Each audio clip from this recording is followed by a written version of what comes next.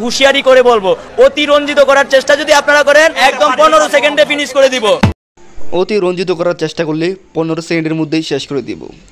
বাংলাদেশের সকল হলুদ মিডিয়াকে আমাদের রাফি ভাই ঠিক এভাবেই হুঙ্কার জানায় তাদেরকে, বেশি বাড়াবাড়ি করলে 15 সেকেন্ডে একবারে খতম করে দিব।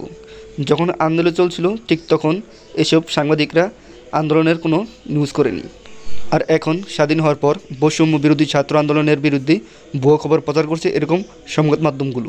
আর তাই তো হুঙ্কার জানিয়েছে আমাদের রাফি ভাই এসব সংবাদ মাধ্যমের বিরুদ্ধে। আপনারা কিন্তু আমাদের কাছে কেউ না, 15 সেকেন্ডে লাগবে না। তখন শুধু কয়েকটা সংবাদ মাধ্যম এবং মিডিয়া আমাদের আন্দোলন প্রচার করেছিল, তারপরও কিন্তু আমাদের আন্দোলন চলেছিল। শুধু কয়েকটা মিডিয়া আমাদের সংবাদ প্রচার করছিল, তখন কিন্তু আন্দোলন চলছে।